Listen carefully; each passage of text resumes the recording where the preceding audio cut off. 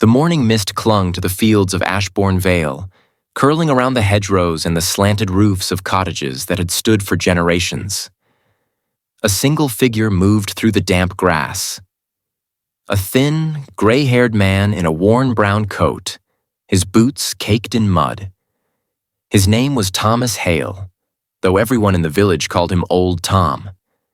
In his hands he held a creased envelope, its edges frayed, its ink faded. The proof that the 3 acres of land behind his cottage belonged to him and his family. It wasn't much, but it was everything.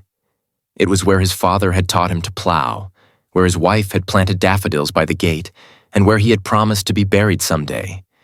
But for the past year, that land hadn't been his. A man named Richard Barrow, the local landlord, had taken it. The landlord of Ashbourne Vale. Richard Barrow owned half the valley, or so people said. His ancestors had once been minor nobility, but Richard had turned inheritance into empire. He ran half the local businesses, rented out dozens of cottages, and maintained his influence with charm and intimidation in equal measure. His estate, Barrow House, sat high on the hill.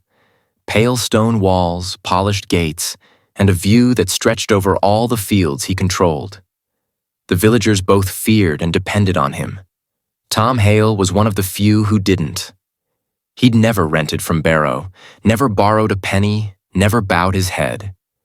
Which was precisely why Richard had decided to break him. The letter had started with a letter. Tom received it one cold January morning, hand-delivered by a man in a shiny car. Notice of compulsory acquisition. The parcel of land adjacent to Hale Cottage. Plot reference. A 24 now falls under the ownership of Barrow Estates. Limited, per new county zoning regulations.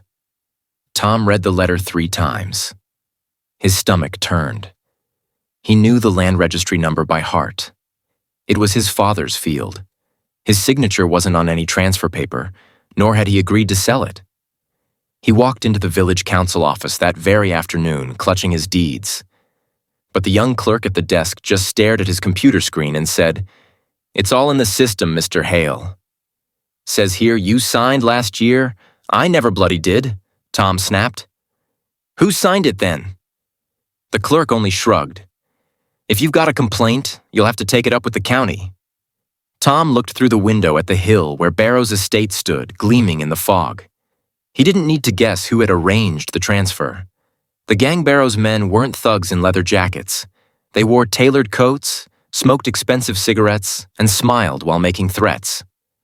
One evening, 2 of them turned up outside Tom's gate.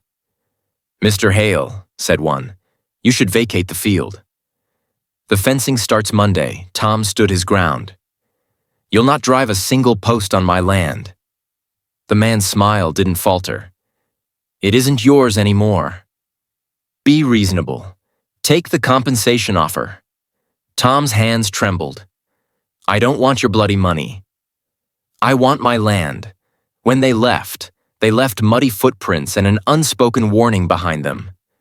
That night, Tom found the gate broken. His old plow, still standing by the shed, was tipped into the ditch. The breaking point days turned to weeks. Barrow's contractors moved in, flattening the field. Trucks, diggers, and surveyors marked the soil. Tom shouted himself hoarse, trying to stop them, but they waved him off with fake politeness. When he stood in front of a bulldozer one morning, the foreman called the police. 2 officers came, both young, both nervous. "Mr. Hale," one said softly, "please step aside." "You're trespassing." Tom laughed bitterly. "Trespassing on my own land, am I?" They looked away. "It's out of our hands, sir." By the end of that day, half the field was dug up. When Tom went home, his cottage felt emptier than ever. The photos on the mantel, his late wife Margaret smiling beside him, his son Daniel as a boy holding a lamb, seemed to watch him with quiet accusation. He sat at the table, staring at the letter again, and whispered, "I won't let them bury us twice." A chance encounter. It was in the village shop that he met Amelia Cross, a journalist from a local paper, writing a series about rural land disputes. She was young, determined, and disillusioned by city politics. She noticed Tom standing by the notice board, staring at the flyer announcing the Ashbourne Green Development, a Barrow Estates initiative. "You look like you've got something to say about that," she said. Tom turned. "You could say that. They're building on my land." Amelia frowned. "Your land? Would you be willing to speak on record?" she asked. Tom hesitated.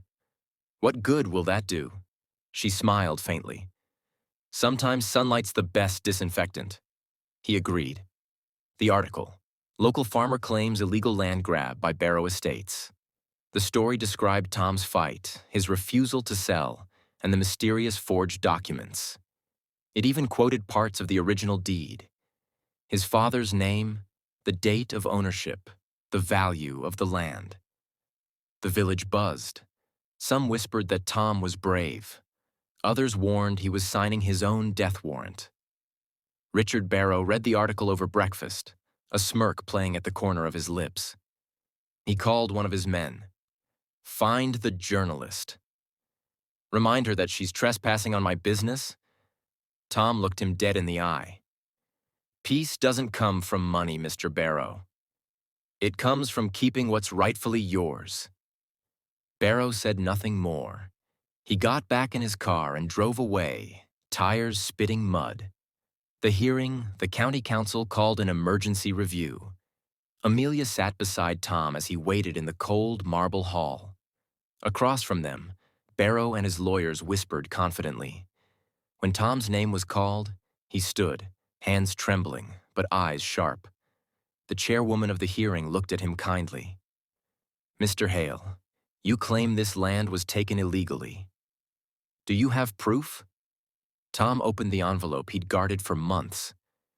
Inside were the original deeds, yellowed, torn at the edges, but stamped and signed decades ago. "Right there," he said, voice steady. "My father's mark." No one else's. Barrow's lawyer objected. "These documents are outdated, irrelevant under current zoning laws." Amelia spoke up. "Madam Chair, we've obtained evidence showing that Mr. Barrow's company submitted a forged signature. It matches none of Mr. Hale's legal documents on record." The chairwoman examined the pages. Her expression hardened. By the end of the day, the council suspended the land's development and launched a criminal investigation into Barrow Estates. When the ruling came weeks later, it was clear. The field was restored to Thomas Hale. The forged documents were nullified. Barrow was fined and stripped of several holdings pending review. For the first time in years, Ashbourne Vale breathed freely. The return, on a clear spring morning, Tom walked through his reclaimed field. The diggers were gone, the fences removed. The earth was raw but alive again. Amelia joined him at the gate, notebook in hand. "You've made quite the hero out of yourself," she said with a smile. Tom chuckled softly. "I'm no hero. Just a stubborn old man who wouldn't move." She looked around. "What will you do with the land now?" The harvest summer came to Ashbourne Vale like a sigh of relief. The fields glowed gold under the sun. Tom worked slowly, his back not as strong as it once was, but his heart lighter than it had been in years. One afternoon, Daniel, his grown son, long estranged and living in Manchester, arrived unexpectedly. He stood by the gate watching his father shovel soil. Tom looked up, surprised. "Didn't expect to see you here." Daniel smiled awkwardly. "Saw your name in the papers. Figured I should come home?" Tom wiped his hands on his trousers. "Home's still here, lad. Always was." They walked the field together in silence. Daniel reached down, picking a clump of earth. "You really fought him?" Tom nodded. "Every inch of the way." Daniel's eyes softened. Mum would have been proud. For the first time in a long while, Tom felt peace. Epilogue.